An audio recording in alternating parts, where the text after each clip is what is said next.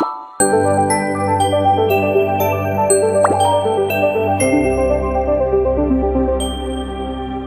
there, people of the internet. My name is Oduor Jagero, and this is Dialogues with Jagero. Now, this is a special video.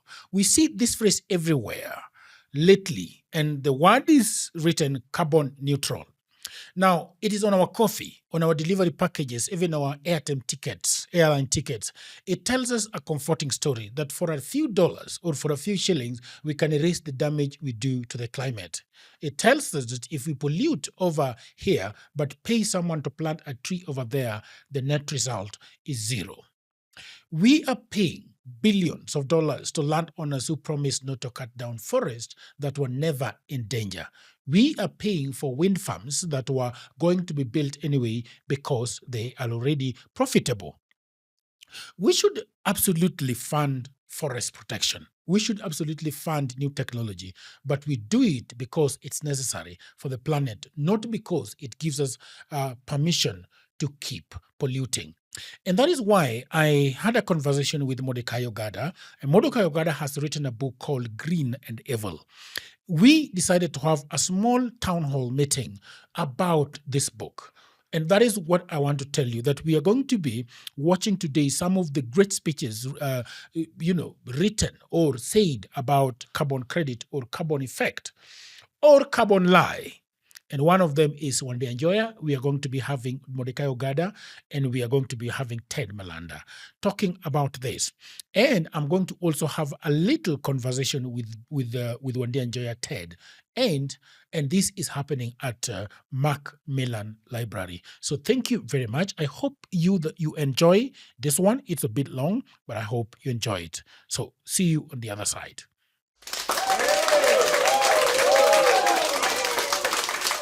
Congratulations to Ogada for this book. I kind of feel that I have been watching. I didn't even know he was writing until this year, but I kind of feel that I have been in the discussion and I've learned so much from him. So congratulations. And I hope it does well, and I hope that Kenyans will read it. So as you might know, Ogada has been a regular guest at my YouTube channel called Maisha Kazini. And I started this channel out of frustration with the way Kenyans talk about education and work. And especially after, and I'm going to keep bringing this up, after CBC started, I was getting frustrated about the disconnect about how we think about work and how we think about education. And so I started this channel intending to talk about the basics of education.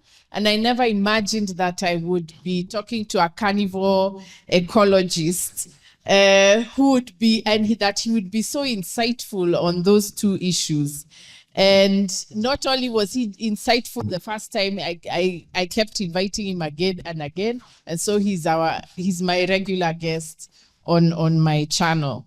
But the first time I called him to invite him to the channel, it was to ask him, what is wrong with the university? I know I'm in the university, but I was asking, what's wrong with it and what's wrong with the education system?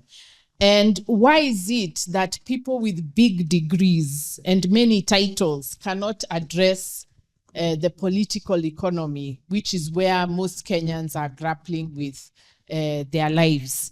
And the reason I called him was because he had written something in the big conservation lie that had stood out to me, which was an experience with the Kenya Wildlife Service, KWS, which appears a lot in his book. He was a fresh graduate of ecology, I think a master's, I'm not sure, I can't remember. And he went to KWS to look for an internship at the Department of Research. And when he got there, the director of research told him that KWS did not need ecology graduates, it needed business graduates.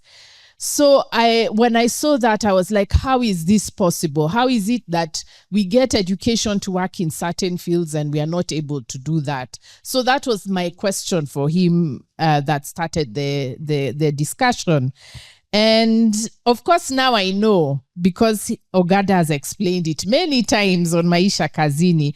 But at the time, I was quite perplexed about this thing which he named so well. He said that the more skilled you are at a certain career, the less likely you are to be hired in a position that will use your expertise. And that was the bombshell he dropped in our first conversation. But of course, since then, I've learned from Ogada that what you're going to learn from this book that he has written, Green and Evil, which is, I'm going to come to now what concerns me the most, is that we have a knowledge problem in Kenya. In Kenya, we separate the political economy from science, science from the arts and humanities. And the result of this fragmentation of our minds is the monstrosities that you will see in the book that Ogada describes. So we Kenyans have no grasp of our wealth, and he says this a lot, of the wealth that we hold in our labor and our resources. Because of our obsession with dollars, especially from tourists, we don't realize that wealth is not money, but wealth is our work and our resources. So our elites give away our knowledge and our work and our natural environment for literally nothing, which is what he describes in the book. And of course, one of these most egregious scams is the carbon credits. And when you see our discussion with it on YouTube, I was like, no, you're not making sense. And it took me a while to understand what he was saying. And the carbon credits are this scam where the Kenya government wants us to believe that people can pollute their environment in Europe and then make it up to the planet by coming and telling us not to use our own resources. That lie is so daring. It is so daring, and yet a whole African government, I don't know whether other African governments are like ours, but our government has fallen for it. And again, I'm asking, how is this possible? And I keep asking that question whenever we have conversations with him. So for me, the issue boils down to knowledge. To grasp what is being done to us, we need a 360-degree vision of the world and of knowledge. We need to know not only what is happening in Kenya, but what is happening in the rest of the continent and what is happening in the rest of the world. We need to know not only the science of ecology, but we also need to know the history of colonialism and the philosophy about our relation to the environment. Yet, I do not know a country that, like Kenya, that is so proud to be ignorant and mentally compartmentalized. And we show off about it so much in the media. I remember when CBC was starting, the media and the government were saying, oh, this is very good. We now don't need any knowledge, only manual skills. So that's the kind of thing we say in Kenya.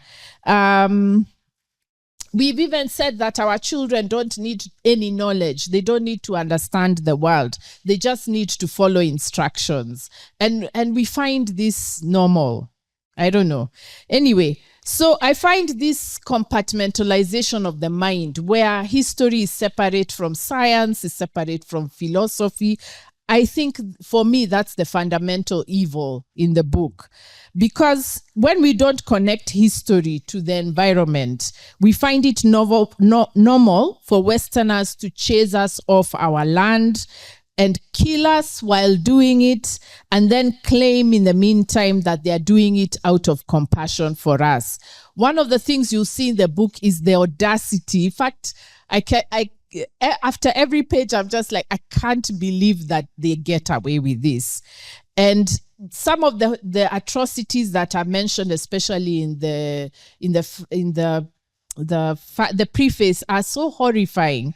If you're one of those who get depressed easily, you might need a book club to read the book, because it's actually quite horrifying.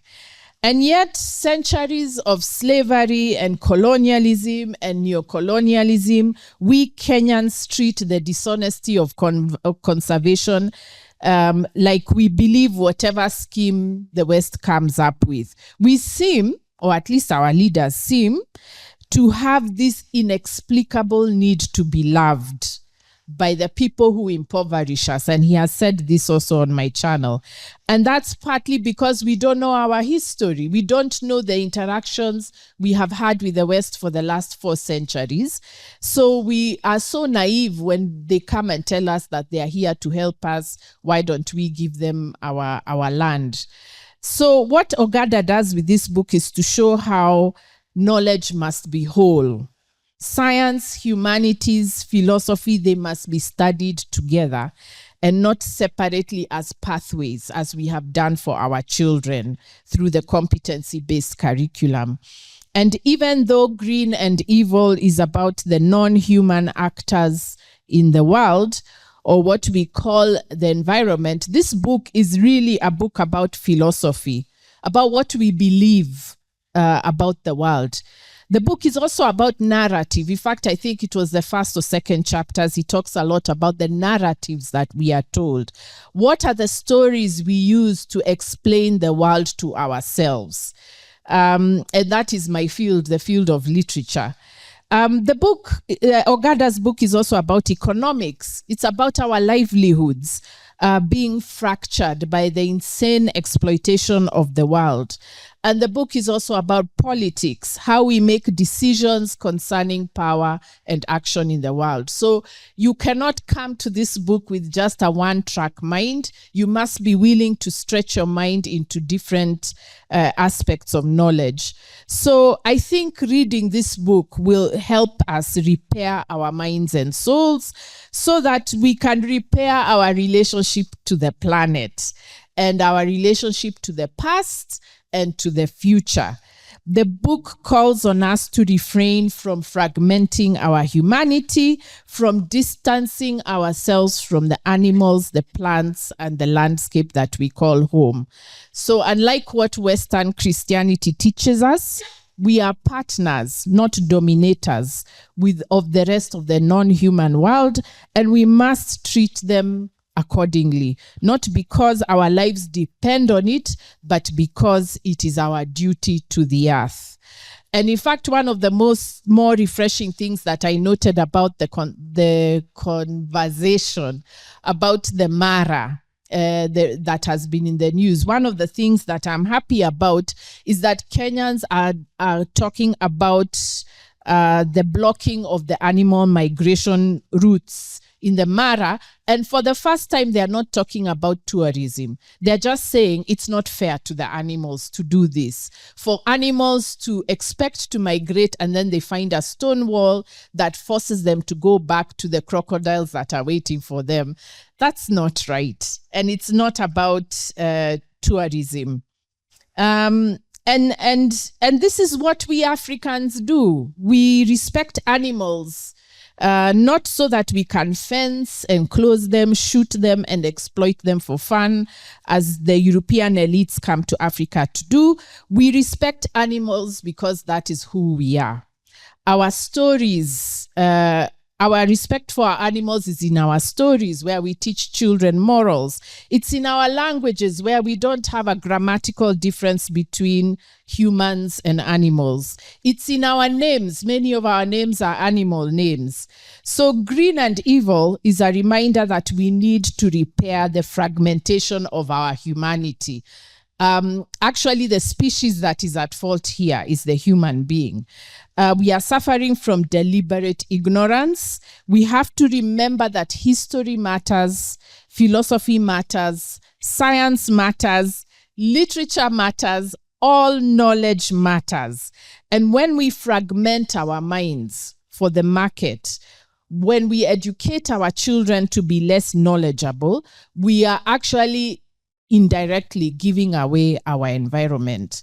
So as a teacher, the one thing I hope that you will take away from this book is that knowledge is an integral part of protecting the environment.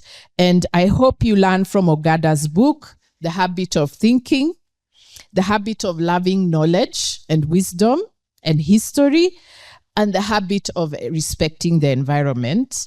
and not trying to drown the environment and dominate it. So thank you, Ogada, once again, for being the voice of the environment. I always say the environment is the non-human actors. We tend to ignore them because they do not speak in our language, and yet they have something important to say. And Ogada has translated that language into human language, and he has challenged us, Africans, to rediscover our humanity so that we stop killing the planet that we call home. So once again, congratulations for this book, and thank you very much.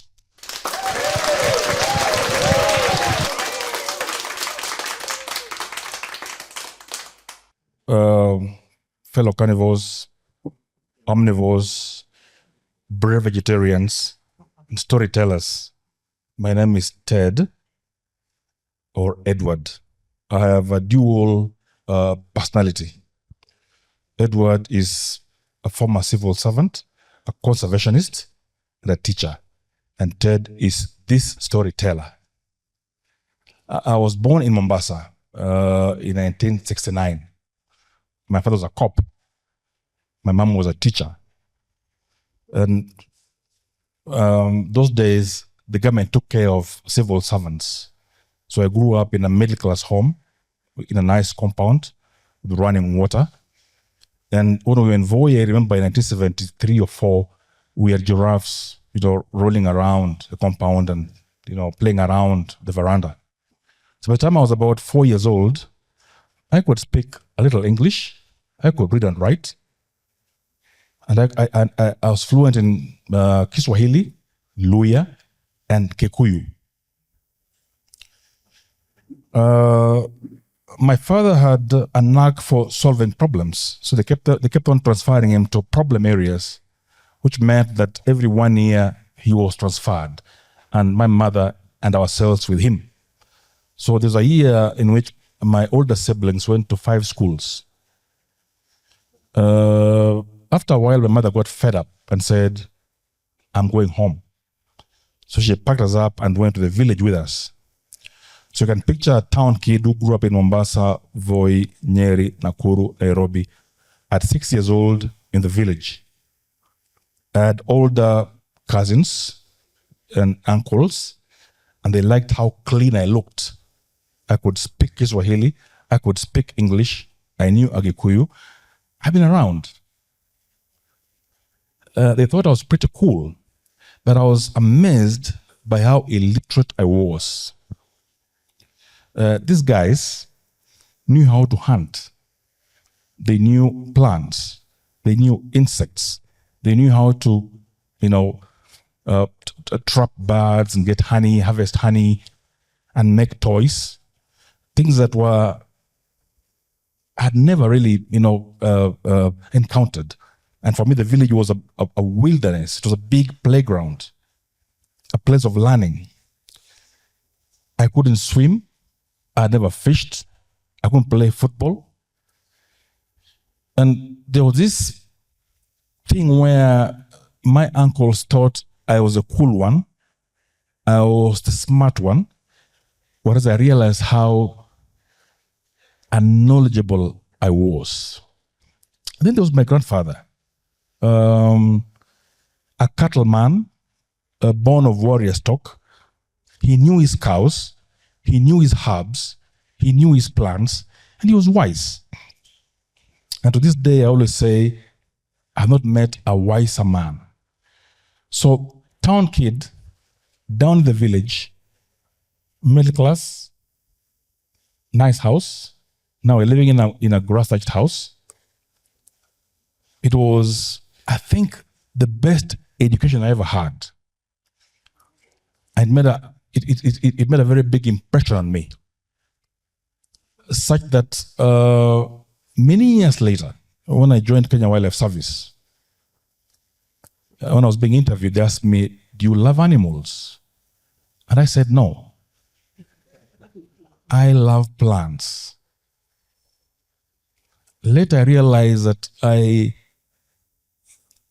that answer was not based on my training as an ecologist, but rather on my immersion in the land as a young person. I had understood that there is this huge interconnection between people and plants and animals.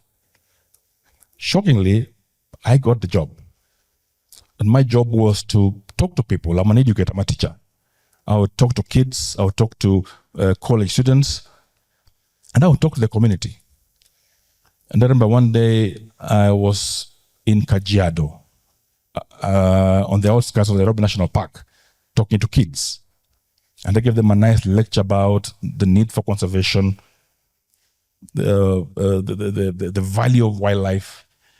And this kid asked me, "Excuse me, sir, why is it that when it's dry, your animals come to graze on our land? Okay? But when our cows come to graze in your park, you arrest us. So when your animals have got no water, they come to our land. But when we have no water and we bring our animals to your park, you arrest us." And I had no answer.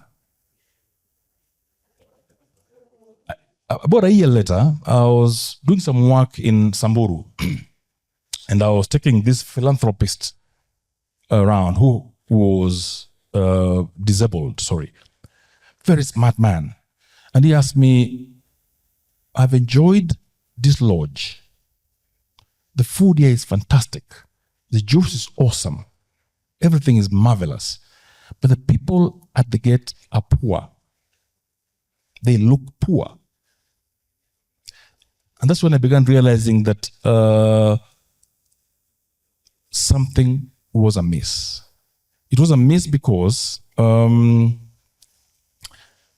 these poor people are custodians of 70% of Kenya's wildlife. 70%. But they are poor. And this wildlife has survived on their lands, on their landscapes for millennia, not because of government laws, not because of boots or guns, but because of storytelling. I learned this when I was in the village as a 6-year-old. Because when I went home, I had these aunties and these uncles who tell me stories about, giants and crazy animals that would eat you in the dark. And my uncles knew all the wild fruits. They knew all the edible insects and those that were poisonous. But they were my age mates. They figured this out because that information was passed down generations by the fireside, from grandmothers to grandchildren, from grandfathers to grandsons, from mothers to their children. And I think that's how I became a storyteller, because I was fascinated by the big world out there, by the taboos and the myths of wildlife. And now, today, the storytelling has stopped.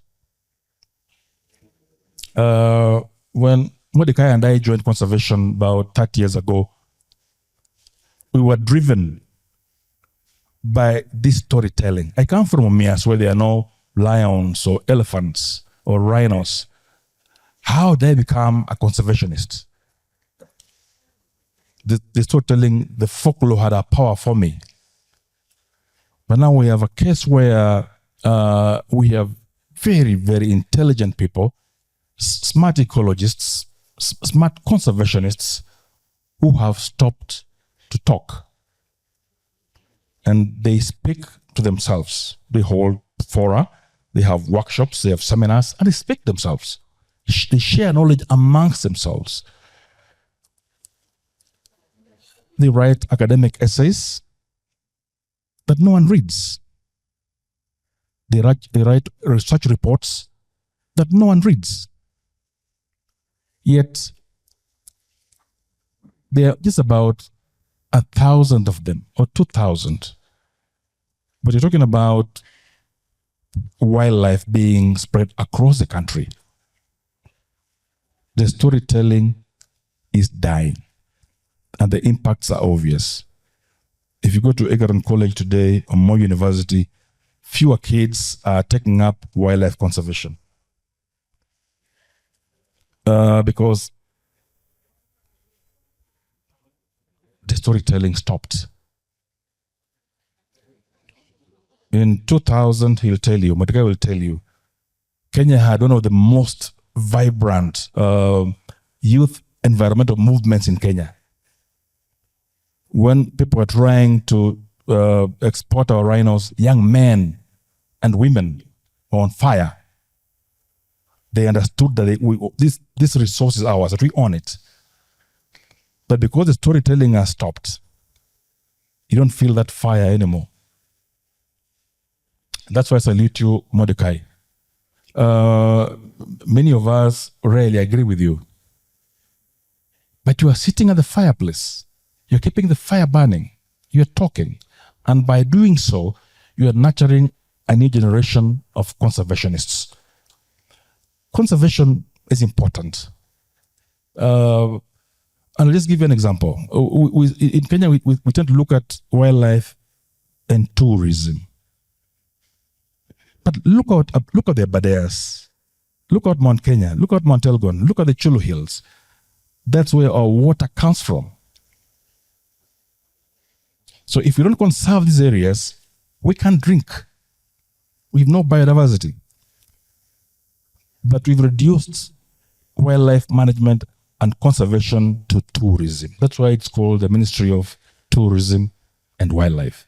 And if you look at culture, the very thing that has sustained our wildlife for millennia, the Department of Culture is domiciled in the Ministry of Tourism and not education. So the culture that has passed this knowledge about how to protect and revere and love our wildlife is no longer being taught in the classroom. It's no longer being passed from parent to parent, from grandmother to grandmother, to children rather. It's now domiciled in the Ministry of Tourism. And that's such a big loss.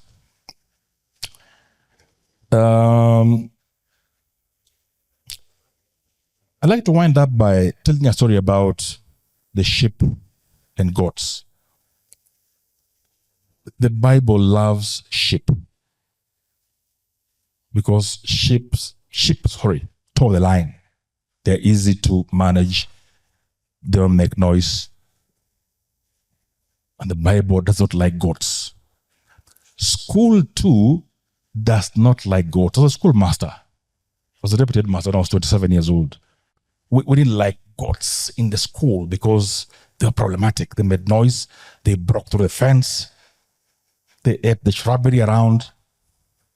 And yet, if you look at the statistics today, Kenyans eat more goats than they eat sheep. We keep sheep for cleansing purposes. We keep goats to eat them because they are tastier. They're easy to roast. We love their meat much as they're problematic. And that man right there is the goat. So my challenge to conservationists, and I'm one of them, is to keep the storytelling going. Being a sheep is nice, it's comfortable, it's safer. But remember, when there's a problem, when we require to cleanse something, we require a ceremony, who gets slaughtered? We need more goats in this business. Thank you. Okay. We are officially launching the book. This is Green and Evil by Mordecai Ogada. Mordecai's work is key to exposing how conservation, quote unquote, has been and remains a tool in the widespread land grab by Westerners of other people's lands. Once, the agents were imperial armies and colonialists. Now they are massive NGOs, readily funding by Western governments and corporations. The result is the same: eviction, dispossession, and resource theft, all rooted in the racist lie that people from Europe always know better, and leading all too frequently to the destruction of entire peoples. Our friends from Europe, we are not throwing shade, we are just telling our story, okay? Okay? Sawa sawa. That this conservation hurts people is not in doubt, but does it nevertheless succeed in conserving nature? Not when you look at the history and the facts unearthed by the author, a leading Kenyan environmental scientist. Conservation areas are certainly vital for a healthy world, but that is usually a result of their long-term husbanding by the folk who lived there, people who are now, if they are lucky, reduced to serving their new NGO masters. By exposing the issue of colonial beliefs as well as outright fabrications behind so much Western conservation and environmentalism, Dr. Ogada sounds an urgent clarion call to put local people back in charge of the lands which have nurtured them and which they have cared for over countless generations. Humanity isn't separate from nature and never has been. They were driven by European imperialism, and humanity's health and even survival depends on them being seen again as one whole. This long-awaited book is a milestone to a better future for us all. These are the words of Stephen Corey. He's the former CEO of Survival International, and that is just one of the things that have to be said about the book that you are about to launch here today. And Dr. Ogada is not the one seated at the extreme end. He's definitely not Dr. Wandia, and it's definitely not me. And obviously he's not seated in the crowd. So you can make your guess. So I'm just going to read this bio, which you already have at the back of your book. This is just a short version of his bio, okay? Sawa. Because you couldn't write another book for his bio. So this is just a short version. So Dr. Mordecai Ogada is a Kenyan carnivore ecologist and conservation policy scholar with over 25 years experience in Kenya and other parts of Africa, mainly on human-wildlife conflict issues. His current work focuses on the challenges of racism and other prejudices in the global conservation arena. He also researches and writes extensively on the ethical challenges of the global climate movement, including the protection of the ownership rights of the indigenous people in the global south over their natural heritage. Dr. Ogada lives in Nanyuki, Kenya, and is a keen student of African sociopolitical history. Ladies and gentlemen, children and adults, let's give a round of applause for the author of the day, Dr. Ogada. Congratulations. There you go. Can we lift it up for you to see? Yes, we can. Clap for him. This is nice.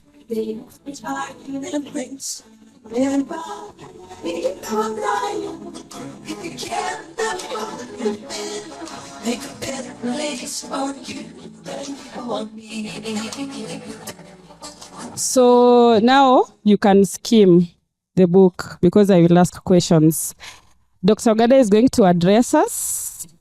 Let him tell us a few things and whether he will move from Nanyuki. Do you plan to move from Nanyuki? No. Okay. Sawa sawa, karibu sana. Clap for him.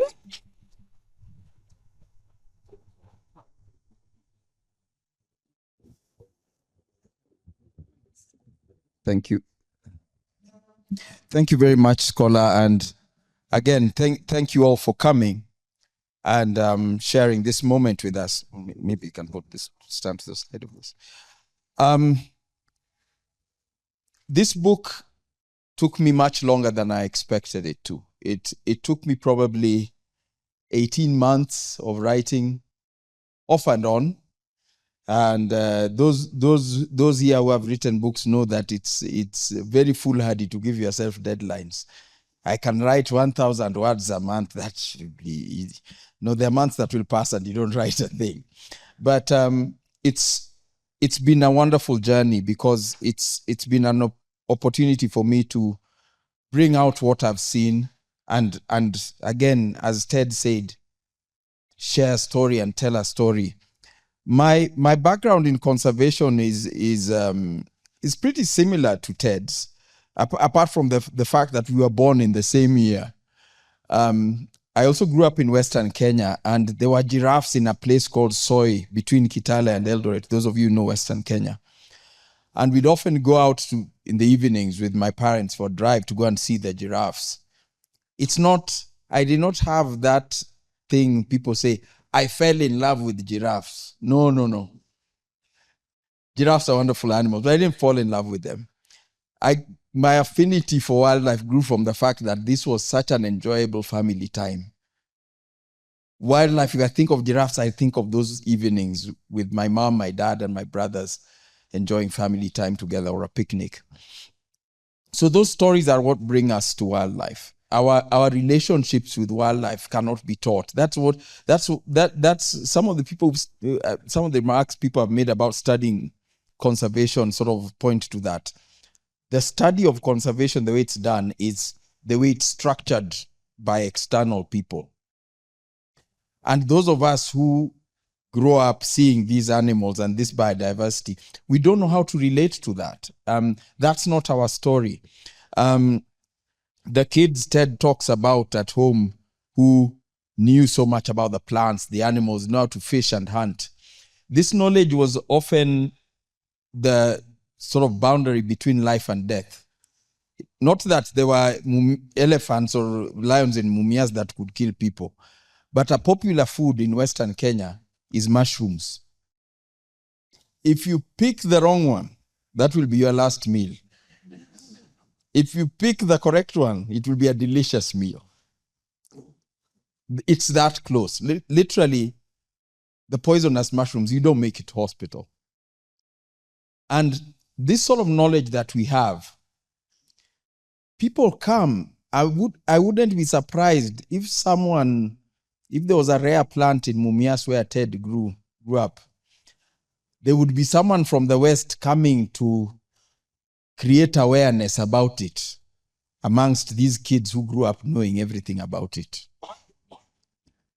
In my career, I've seen Europeans or Americans in Samburu creating awareness about elephants amongst kids who pass by elephants every day on their way to school or to herd their animals.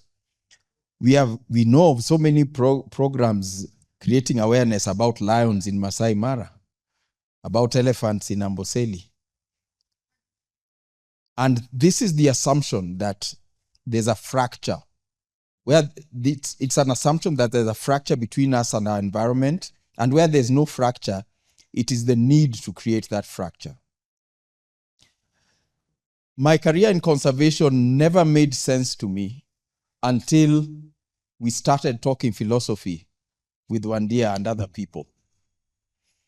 The science doesn't make sense because a typical project will say that carrying capacity for lions in this area is 2 lions per square kilometer, and we've got 20 lions, so we need 10 square kilometers. So we need to move those guys out of there so we have our 10 square kilometers. That's how the biology of conservation speaks. Conservation biology is a fallacy. Conservation is not biology, and biology is not conservation. So it's the philosophy that began to make sense, and the history. And it's a wonderful fortune that we managed to get this venue, because this is the Macmillan Library, built in memory of William Northrop Macmillan, a wealthy American who fell in love with Kenya back in the day. So this thing started a long time ago, this falling in love thing. and decided to stay, not go back. And because he loved the wildlife so much, he was a keen hunter. You can see the products of that love. And he has a home northeast of Nairobi in a place called Kilimambogo. But that's what it is. It's the assumption that was he died about 100 years ago. I think he died in 1925. But that long ago, we've still carried that forward to now. And the mantra of conservation, environment, biodiversity, to this day, 2025, is still that biodiversity in Africa is in peril. And the source of the peril is black people. And the source of salvation is white people. Very coarsely put, that's what we are still practicing today. So things have changed a lot over the years. There's a lot of, if you look at the context of my statement, there's a lot of white-black people. And there's a lot of black-white people. So black and white these days is behavior. It's not necessarily the race or your skin color, it's your belief system. And what Ted said about stories, I cannot overstate the importance of that, because the stories are what make us who we are. Even in my experience, he referred to writing in scientific or academic journals. I stopped doing that about 6 years ago. I do not do it. I'm invited to submit articles. I don't do it because they're useless. The 60 or something so articles I've written in referee journals have had zero impact compared to the book I co-authored with Mbari, The Big Conservation Lie. Because that one talked about the things that are really happening. If I submitted something like that to a journal, it wouldn't be accepted. So scientific literature is one of the very important tools of oppression in conservation discourse and climate discourse. So the Big Conservation Lie talked about those things in conservation, especially concentrated in Kenya. Green and Evil talks more about the climate change movement, profession, industry, whatever you can call it, and from a global perspective. First of all, to be clear, one of the most potent weapons used against people is labels. You question something that is being done for climate change denier. They will say, oh, you're with Trump, eh? You're one of those. Yeah, that's the thing that you get. And those labels are made to kill your story. That's the purpose of those labels. And the fact is, the climate is changing. We can see the unpredictable weather patterns, the hurricanes in the temperate lands, and which luckily we are spared much of that in the tropics. But we have droughts and extreme weather all over the place, and floods as well. So that is an issue. But what we are doing to mitigate it, that's where the problem lies. Because the idea of offsetting anything is a lie. It's the implication that we can go somewhere, you can go somewhere and get really dirty, or maybe you walk through the mud or something. The idea that you can become clean by making Mordecai take a shower is a fallacy. You have to take your own shower. Every country has to clean up its act. The fact is, today in the world, the West is consuming, producing, polluting at some crazy rates. It's by certain estimates, it said if the whole world consumed at the rate of the United States, we'd need 5 Earths to provide the resources. That's the rate at which they're consuming. The rate at which we are consuming here, we need 1 Earth, which is what we have. So if you see something like the Africa Climate Summit that happened in Nairobi 2023, John Kerry, the US climate envoy, came and he stood here and said, we must become more sustainable. No, there's no we. Kenya and the US, there's no we in terms of pollution standards. Those of you who may have watched the footage on TV, you remember our president driving a ridiculous little yellow electric car to KICC, which even placed him in danger because I don't think this thing was armor plated to protect him from attack or anything. And John Kerry arrived in a fleet of 5 Cadillac Escalades. And John Kerry is telling us what to do. That's a snapshot of climate colonialism. And if we keep to the science strictly, we will not find the truth, because science, and I'm speaking as a scientist, science has become prostitution. You say what the guy funding you wants to be told. If Elon Musk funds you, you say Tesla cars are the future. We must all buy them. If you are funded by an oil exploration company, you say fossil fuels are not spoiling the environment and drilling activities are being done sustainably. This is what science has become. And when you get the grant, you tell those lies and they get published in scientific literature.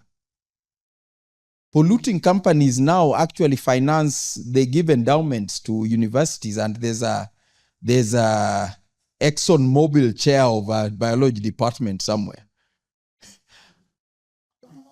Or whatever corporation you're thinking about. So that's a problem. So we must bring our stories in. Science needs to be part of it, but there's the mantra that we've heard recently, especially during the COVID lockdown: trust the science. Bankers lie, lawyers lie, business people lie, farmers lie. Why do you think scientists don't lie? We are just human like everybody else. And that's where I had to sort of step back from it to find myself, particularly in the area of philosophy. Now, there are a lot of hard-hitting statements I typically make in my writing, and many in this book, but it's part of storytelling. Part of storytelling is the art of the insult. You need to insult people. In Africa, we have what we call the oral tradition. There's proverbs. Proverbs, if you listen carefully, the proverbs are insults. But they're very effective. You laugh, then you say, hey, nyewe. You know. But that it's really important. And when I announced this event, I said, if there are any adults working for NEMA, Kenya Forest Service, or Ministry for Environment, they're also invited to come for this meeting. Did any come? Someone shared something from another forum that someone was very really offended. I said, this guy's really insulting us. And I said, yes. And he said he's belittling us. And I said, yes, I am. But I'm not belittling them any close to how much the Kenya government is belittling them. Right now, there's a Dutch organization called Global Center for Adaptation.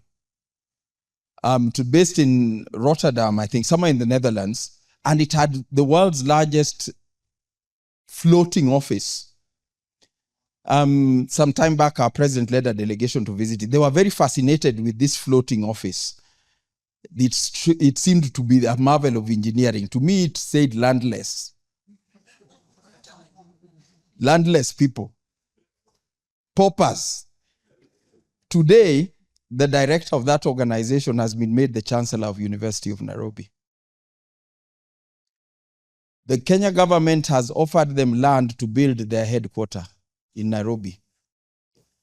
Our Ministry of Environment is going to be housed inside that headquarters. And they have been given diplomatic immunity. And those people in the ministry think I'm the one belittling them. They are children. Those are dwarfs, little children, if they can be treated like that. But that's the reality. We have to learn these things.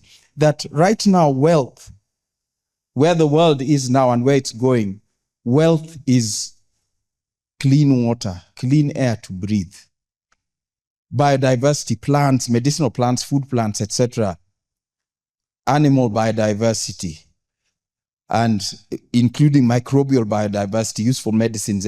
That's true wealth.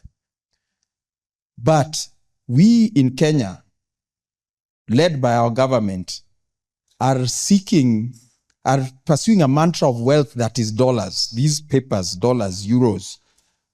And we are being convinced that we are poor. And that's why the mantra you've heard recently from so many leaders, we want to be like Singapore. That's a dirt poor country. The water they drink comes from Malaysia. They have no water, no lakes, no rivers, no mountains. Their energy is produced by turbines, thermally produced, fully imported gas, 100%. What part of that is attractive to us? Some of us live in places where you can actually fetch water from a river or a lake nearby. You can fetch wood fuel, medicinal plants or whatever from a forest nearby. You can graze animals on a grassland nearby.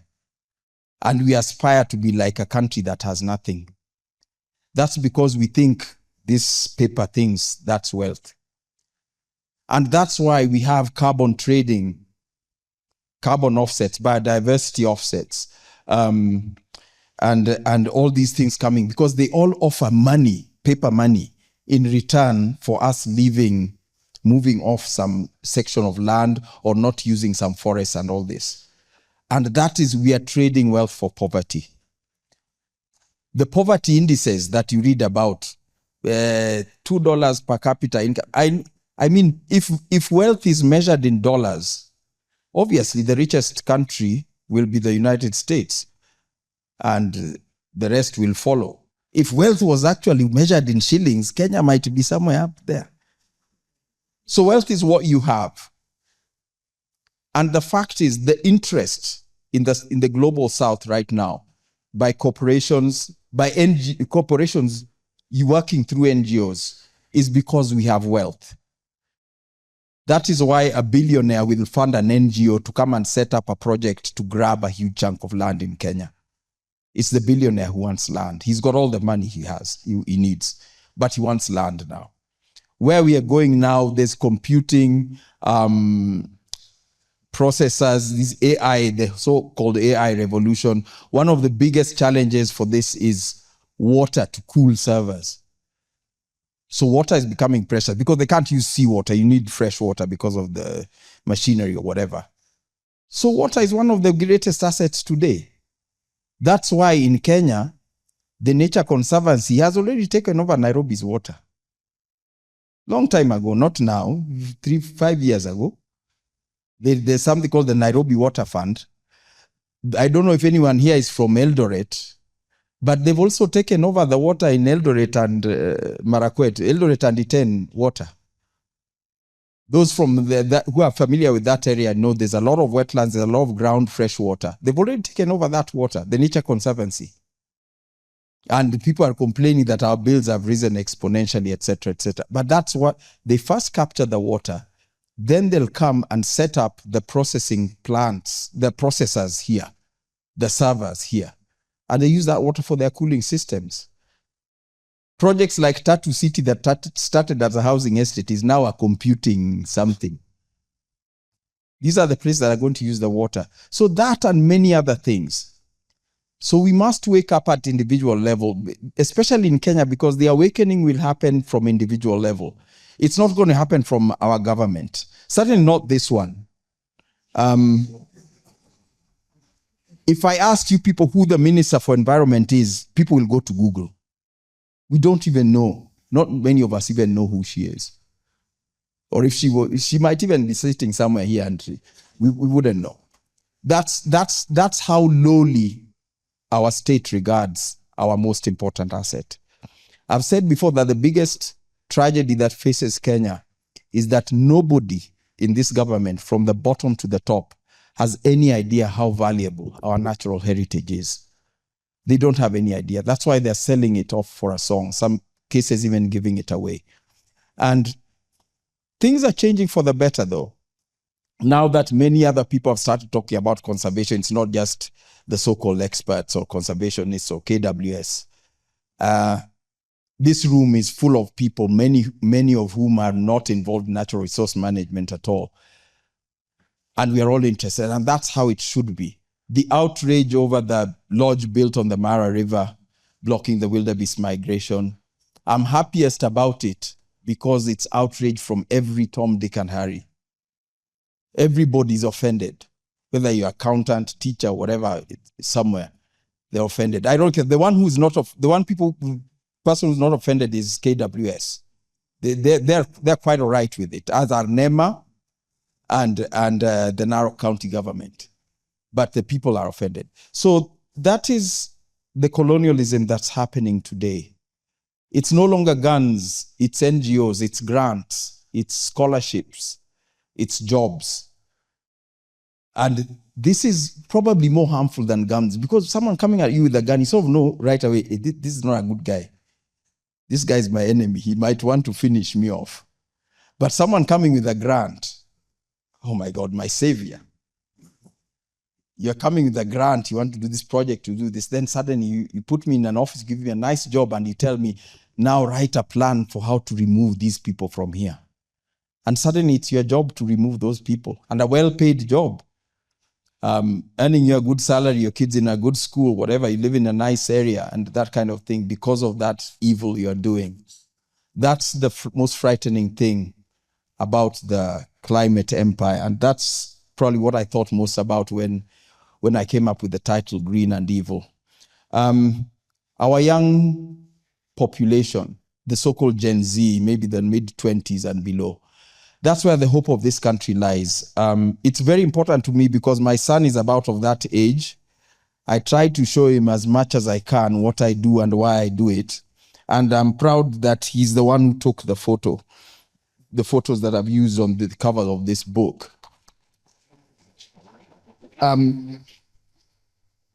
Unfortunately, he's away in school, so he can't be with us today, but I'll hope to include him in some other functions later. But always teach the young people. I learned because I was taken out on rides to go and see wildlife. Take time to teach them. Take time to teach them what's important. Because my generation, I'd say those age 45 to 60, we are the generation who sold this country down the river. We are the ones who buy the bullshit and sell it as well. If you look carefully, we are the generation who are currently in the cabinet. We are heads of parastatals. We are directors of companies. We are professors in universities. And we are the ones who are behind the mess that Kenya is in now. I can find very few of my peers. In the conservation field, I think the only person who can speak robustly about the things I'm talking about is Ted. I can't think of anybody else. And that's a tragedy. You go to KWS, it's full of senior, even including the director, full of senior scientists with PhDs, highly qualified. But they're still actualizing a vision that was set up by the late Richard Leakey in 1990. And Richard Leakey dropped out of school in Form 3. And we have PhDs now still struggling X years later to actualize his vision. No one's come up with anything new. And that's a tragedy. It's a tragedy that we have people with PhDs coming up with solutions like fencing. Yet we were laughing when Trump sometimes said he'll fence between the US and Mexico. We laughed. But we are right now fencing Mount Kenya forest. We are fencing Kakamega forest. We are fencing Aberdare is already fenced. We're fencing Eburu. So many forests. We fence Karura forest. If that's what we are coming up with, then we may as well not have those qualifications. But what I'd like people to take from this book is the message that it belongs to all of us. We can't afford to be fragmented between experts, non-experts, fragmentation between youth and the older. You hear programs targeting the youth this, the youth that. Then the worst fragmentation is the gender fragmentation. In Kenya is the only place in the world, and I'm lucky to have traveled a lot, is the only place where I hear people saying, effects of climate change on women. And I'm like, what sun shines more brightly on women than men? What flood sweeps away women and leaves men standing? What is this? climate change happens all over the world. You go to Asia, you won't find them saying effects of climate change on women and men. But you find that because it's so important to fragment our societies, because the moment you fragment the society, you can take the land. The moment you can stop a farmer from cultivating, you can take the land.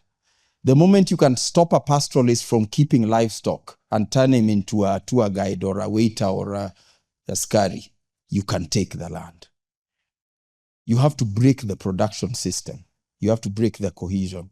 So even as these programs, some of these gender programs, some of them are really helpful, but the fragmentation imperative behind them is what the problem is. So we have to be more sophisticated. We have to only accept what can be adapted to our needs and aspirations. And the environment is something so important, but we must take care of it. And it is one thing that can be used relentlessly against us. No one will be able to grab land in Kenya to make a farm or a factory, but you say, I want to make a conservancy. KWS will offer you rangers. NEMA will offer you a license. The government will give you a title deed, and you'll get even a license, firearms license. I've said environment, even and particularly rhinos. I repeat this, rhinos are the most powerful land grabbing tool in Africa today, bar none. And we have something going on in Kenya right now called the Kenya Rhino Range Expansion something. The chair is Meg Whitman, former US ambassador. They're relentlessly translocating rhinos to new places and grabbing new lands. So those are the things that we have to watch out. The water, we all need water, we all need air, we all need land. You won't survive in those flats called affordable housing or whatever. You need land, you need green grass. So let's keep an eye on all that. And I hope this book is the beginning of many, many good conversations between you people, your societies, and your families. And thank you all for honoring me with your presence today.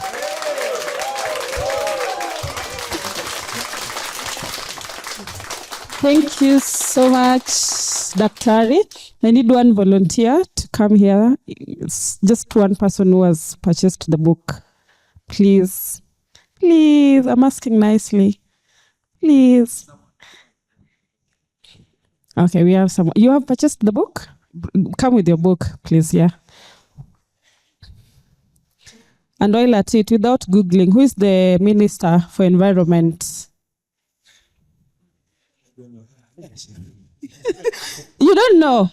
You didn't even Google. You didn't even try to cheat. So let's do something ceremonial. Please, Ogada, let this be your official signing of the first book. And we will clap until it's done. Let's start clapping.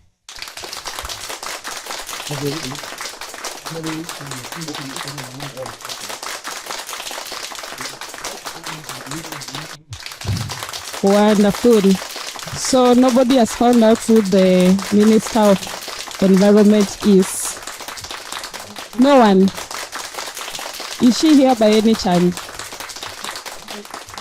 Wow. Okay.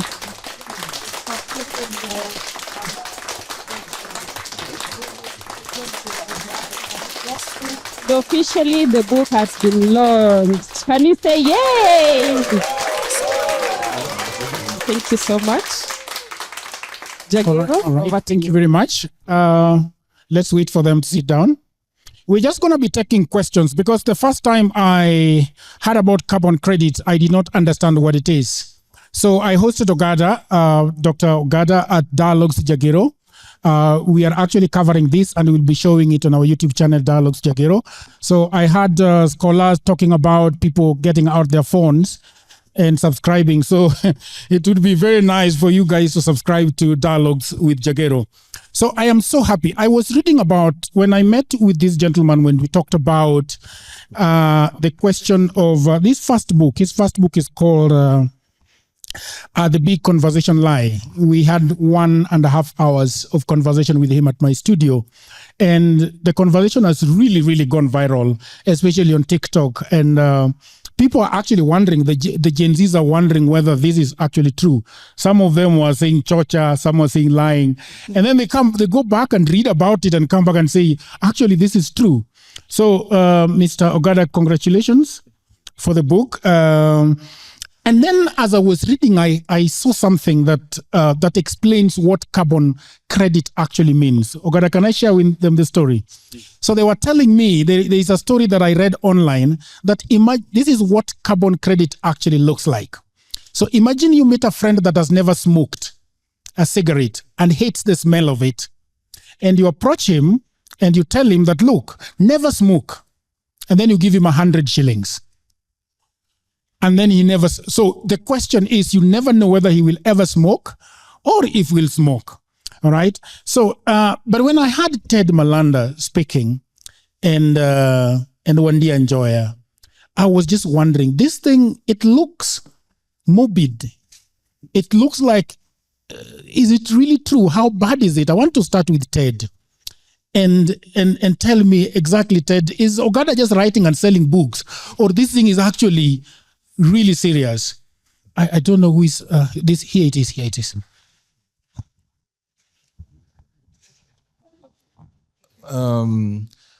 Ogada asks the important questions. Conservation, I think, is a philosophy.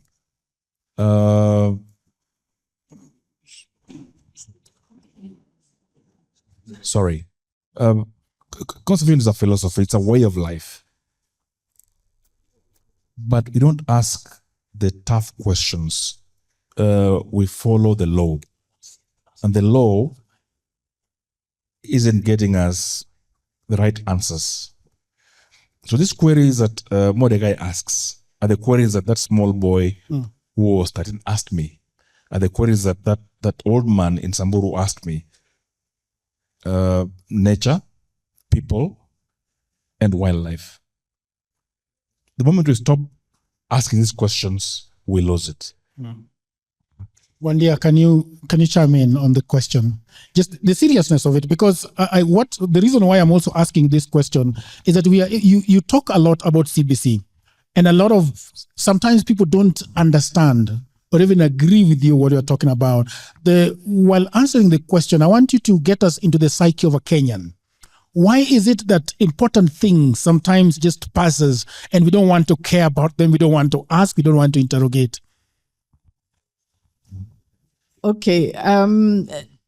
There's a conversation we have with Ogada about carbon credits, and you will see my face. I'm like, no, it cannot be. And it took me like 10 minutes to grasp what he was saying. And the reason why this happens is because Ogada says this in the book. It's a structure. The story is told in a certain way and the structure is stagnant. So for a Kenyan to get what Ogada is saying, they have to, first of all, dismiss the structure as a problem. And that's what Kenyans find hard to do, especially because we've been told, the government is the custodian of this, the government is custodian of this. So we can't imagine that what we are being told about carbon credits is a lie. I mean, even I took time to understand what Ogada was saying. I think the other thing which I was thinking when I was reading the book is, I think with nature, it's very easy to fool people because nature doesn't speak.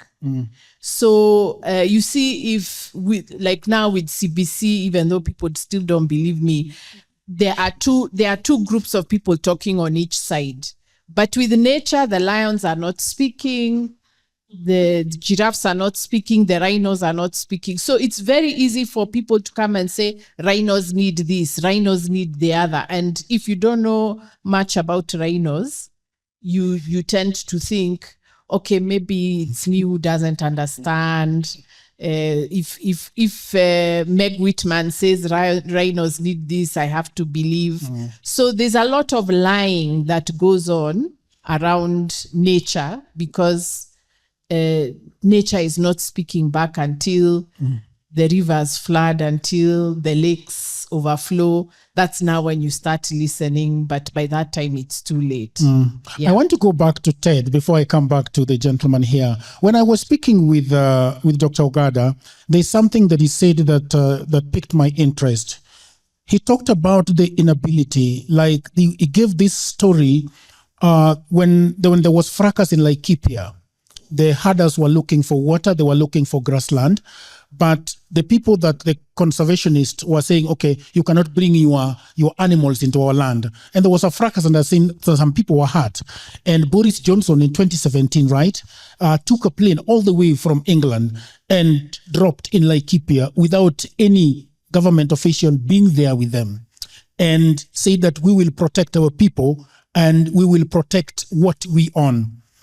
And when I had another conversation with him, he told me that actually there are parts of this country, and I think this is important for the audience to understand, that there are parts of this country that the Kenyan government have no say over whatsoever.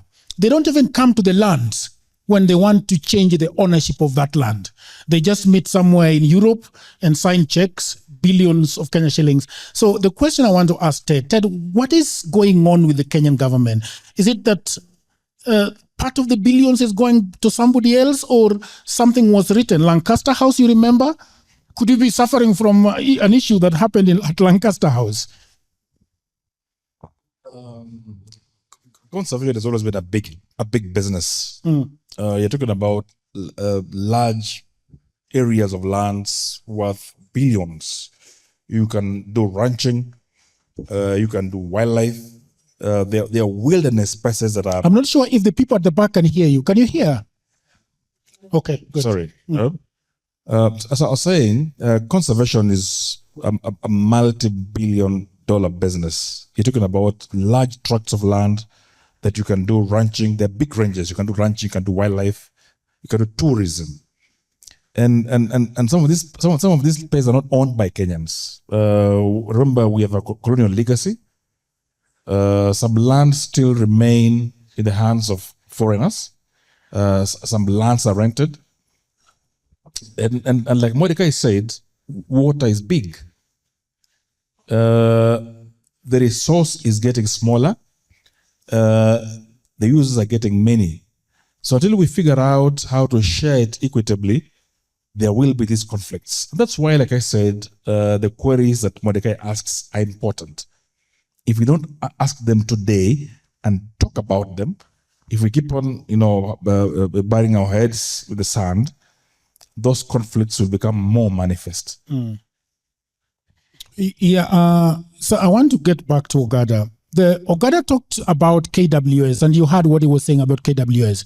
So after our conversation, I went back and Googled KWS, and guess the first news article: 15 vehicles have been donated to them by some conservation company organization. I want to ask Ogada. Ogada, can you give me a little bit of the background of why we formed KWS, and whether they are still relevant today? And if it is relevant, what is the way they should go about? You talked about them not having, what is it called, this thing for arresting people? What is it called? Handcuffs. Yes, the handcuffs. They are the only people that do not have handcuffs. Yes. Yes, thank you. The Kenya Wildlife Service was formed, those who don't know the history, it was formed in 1990 from what was then the Game Department. Then when it was formed, the challenge was poaching, rampant poaching in Kenya. So it was formed to fight poaching. And the former President Moi probably picked the best guy to do that. Richard Leakey was driven, ambitious, and really wanted to make history. So he went around, raised the resources and all that. And yeah, poaching has become probably the least beneficial crime you can do in Kenya today. Maybe you should try stealing cars, but if you try shooting elephants, it's too risky. But fast forward to now, KWS still operates like they're guards, not stewards. So they have guns at the gate. They raised gate fees for tour companies. Tour companies did a peaceful demonstration to the gate, and they were met with rangers dressed in tactical gear, fully armed, with bulletproof gear and everything at the gate of KWS. These are tour drivers and tour operators protesting. So I think what needs to be done now going forward, we need to do another overhaul, like what happened in 1989. We dismantle what KWS is today and reform it so that they have a clear conservation mandate that is free and separate from tourism, completely separate from tourism, and that they operate within the law enforcement actions are within the Kenyan constitution, not the extrajudicial killings and disappearances that we see now. And so that the research wing does research on science on current problems like invasive species, human-wildlife conflict, and these kind of things. Because poaching as a challenge to wildlife survival in Kenya today is diminished below to insignificant. We have much bigger problems right now, like range connectivity and all these other things. So the relationship, I think the audience would want to know the relationship between KWS and the people owning the big chunks of land. How do they operate? How do they move together? I've said in many spaces that conservation is extremely, it's a very white supremacist thing in Kenya. And regardless of whether we try and hide from that, we can't escape it. And the fact is, KWS as it is now is the defender of that. When a Western company rides roughshod and builds a hotel on the wildlife migration path like the Mara now, KWS has put out a statement saying that that thing is fine. It is not on the migration route. So maybe it's just I don't know if they mean the wildebeest are just dumb. Now they want to get into a lodge or something. But that's what they do. They now defend status quo. They are not the ones showing us the way. The other people cutting their own way and KWS defending their right to do that. Thank you very much. I want to get to the audience right now, and if you have a question, please be ready. But I want to ask one more question, Mr. Ogada, before we go to the audience. And that question is, Okia Mtata just went to court the other day, challenging the government. Yeah. Do you think that writing the book, which is a good thing, but should we start sponsoring bills? What are we supposed to do? Are there bills in Parliament that target conservation? I'm not aware of any legislation that has been happening, particularly about this sector, and that's a problem. Our current parliament sort of sits back and waits for what the political principals want to do, and then they are told to go and vote for this. And strangely, right now, the minority and majority leaders are working together. It's a very strange sort of incest going on in parliament there. But the fact is, the people need to put pressure on them. Like you see, like Narok people need to put pressure on their legislators to say something about this. We need to think about, there was the so-called handing over of Amboseli National Park. There's an act of parliament that created that national park. There was nothing I heard in parliament about that. So this thing cannot be done just by the executive. Parliament has to shape up. And I think those who live in these areas need to task the parliamentarians to represent their livelihoods. If you're in a tea growing area, ask your MP, what are you saying about tea? You're in a wildlife, you live in Amboseli. What are you saying about wildlife? You're from Narok, South. What are you saying about the hotel in the Mara? They need to take them to task. And I think that's a step we have missed, because all these NGOs are saying, we are coming to help you, we are coming to help you. So you don't need to worry about that. And our government, like many of our people, love freebies. You're going to do it for free. There's funding. Fine. Go ahead. All right. He wants to say something before we go to the audience. I'd like to make a comment before I leave. I was around, or was alive, when KWS was formed.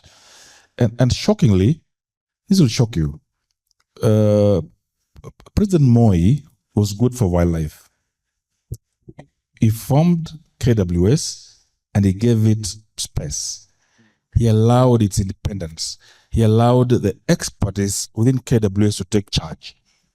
And that's why when Mordecai and I were coming of age, there were these conversations. People were talking, the experts were speaking, the experts were voicing their ideas and concerns and saying, this is right and this is wrong. Somewhere along the line, we seem to have lost that sense of independence, that confidence to speak and to take charge has disappeared. Okay, thank you very much. We want to go to the audience. There is a gentleman over here who has been raising his hand for some time now. We want to take 3. Somebody has stepped on our wire. We take 3 and then we answer them. So we have 2 gentlemen over here. Is there a lady? Oh, there is a lady over there. So let's have, you can say your name, please, or your organization that you're coming from, and then you shoot your question, or if, please, just one question per person. Go ahead. Should I? Yes. Hi, my name is Abdurrahman, and first of all, congratulations, Dr. Ogada, Professor Wandia. My question, I'm from Djibouti, so I'm very honored and happy to be here tonight at the launch of Dr. Ogada's second book. Dr. Ogada, can we say that actually today, specifically today, what we are witnessing is not a problem only for Kenya, but for the African continent? And what we are seeing that already that you demonstrated in your Facebook, when it comes to the scam of carbon credit, climate change, but also what's happening in Kenya when it comes to land appropriation and all the experimentation going on in Kenya. Can we say that actually Kenya is used as a laboratory? Then when they advance with that experimentation to replicate in other parts of Africa, and can we say that actually the ultimate goal is the recolonization of the African continent? Thank you very much. There's a gentleman just right next to him. Thank you very much. My name is Burhanuddin Simba. Daktari, congratulations for your book. I also come from the north, so we relate with your stories and your fight. So I'm very happy to be amongst the revolutionaries. On 8th of this month, the president handed over Amboseli National Park to Kajiado County Government. And 3 days ago, the governor of Nairobi has asked for the Nairobi National Park. So as county governments have started asking for what is theirs, the Samburu government, county government, the Marsabit county government, will this be now a new phase whereby the power can come back to the people and KWS can be rendered useless? Thank you. Thank you very much. There is a lady over there. Just keep on going.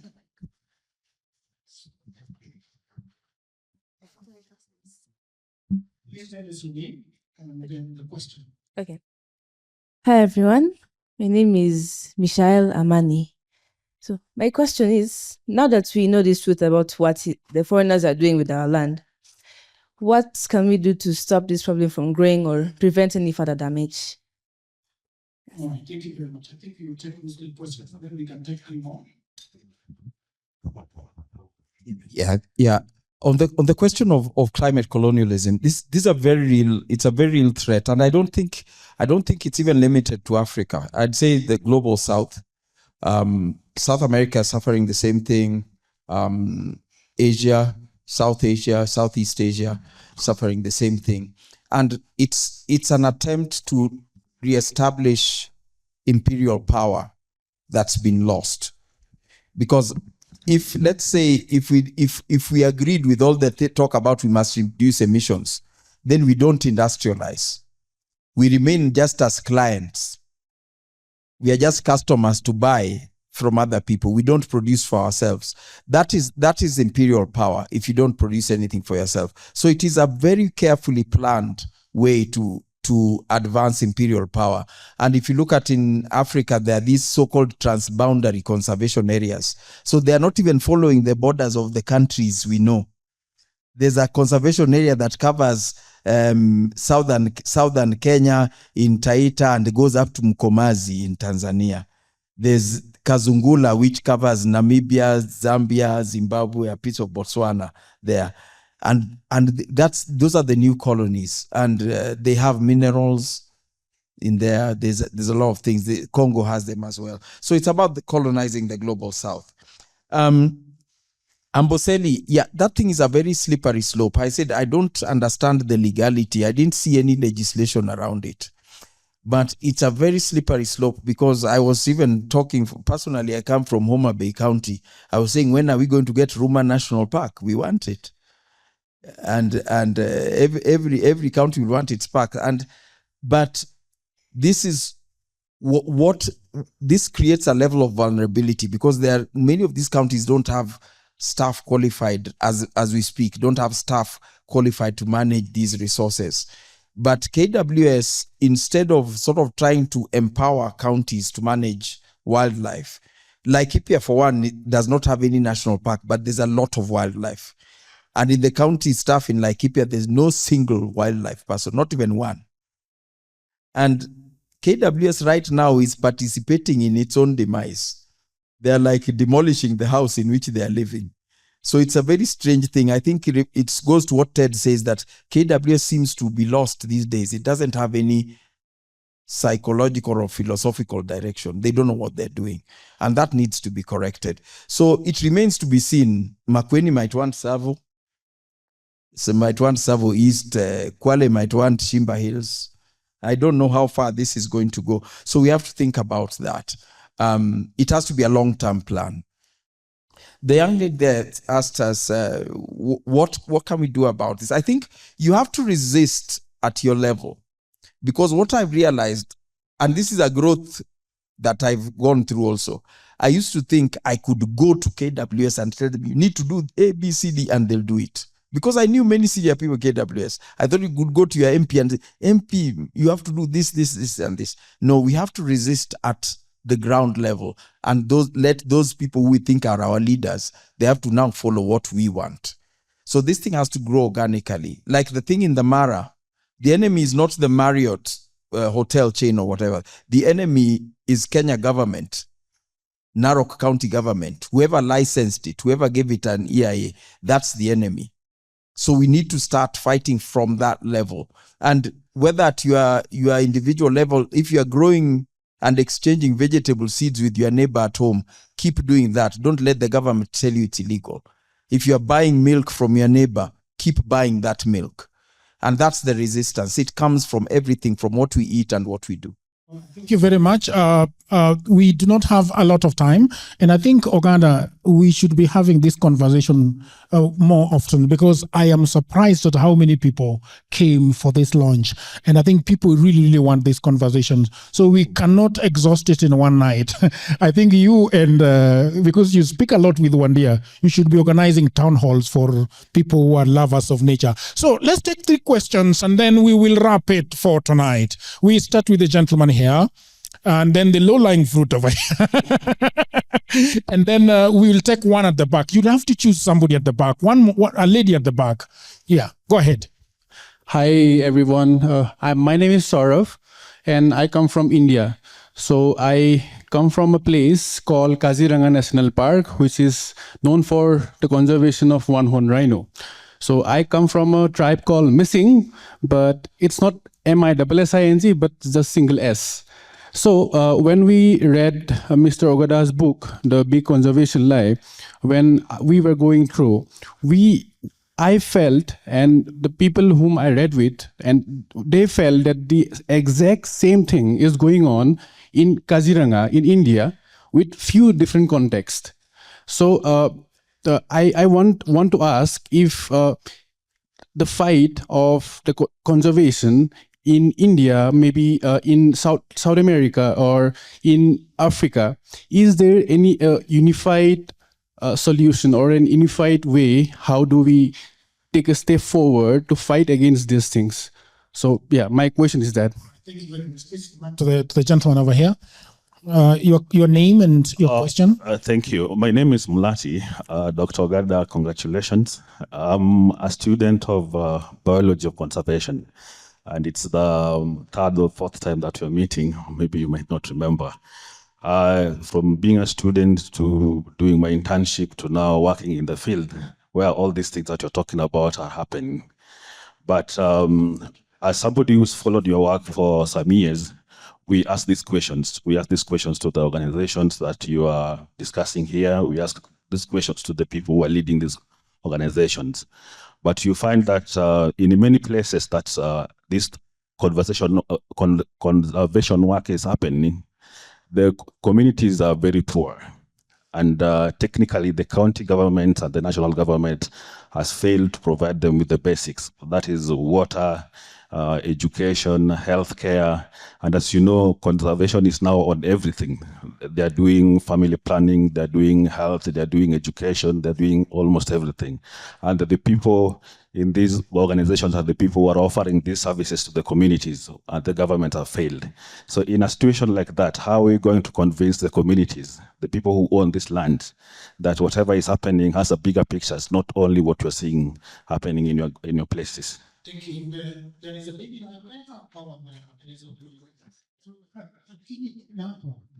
Oh, she's right there. I'm so sorry if you are not able to ask your questions. Ogada, I think that you have to come from Nanyuki again and hold another conversation with these people, because they really love what they are saying. I'll do a social media post about this and they can put comments, their questions in the comments. I'll do a social media post about this and maybe you can put in your questions in the comments for those who didn't manage to ask. Yeah. Go ahead, please. Good evening. My name is Ruth. My question is, the communities are the victims. How do we empower them to actively participate? All right. Thank you very much. Yeah, there we go. First of all, like Sarav's question, it is crucial now that conservation discourse needs to go latitudinally, east to west. We need to have more conversations between us and India, for example. We keep talking conservation we keep talking with Britain, keep talking with the US about conservation, and we have nothing in common in our environments. Those of you who know India, they have lions, leopards, elephants, rhinos, monkeys, all these things we have here. And they suffer the same issues that we are suffering here. So I think we need to have more latitudinal collaboration in that way, and to compare notes. Conservationists here are getting involved in everything, including cultural things. Birth control is a big problem.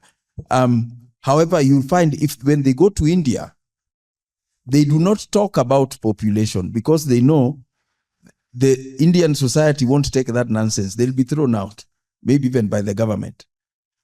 But they treat us differently because they know we are not talking to each other. So I think we need to start with that. And I know I've already talked with Saraf and a number of people to see what some things we can collaborate on in the near future. The things that conservationists are doing, I think it's a form of violence when someone who is concerned with lions is now talking about women's fertility, is talking about children's schooling. That's none of his or her business. And we need, especially the health sector, it's very worrying to me.